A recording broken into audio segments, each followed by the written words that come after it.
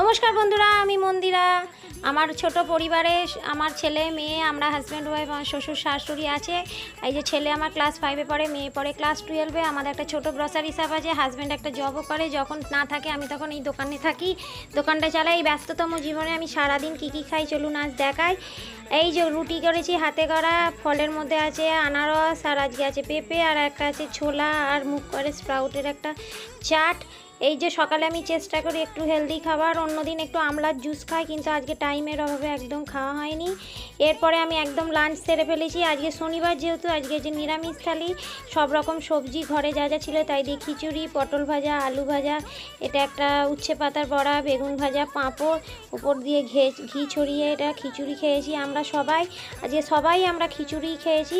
শনিবারটা আমি একটু খিচুড়ি করি, কারণ নিরামিষ খিচুড়ি ভাতের চেয়ে নিরামিষ রোজ রোজ কী করব, রোজ রোজ তার পনির করা যায় না, তাই এই করেছি। এরপর বিকালে 4:30 ছেলেকে নিয়ে চলে গেছি। এই যে সাঁতার শেখে আমার ছেলে, আজ বছর 3 হলো সাঁতার শিখছে, মোটামুটি শিখেই গেছে।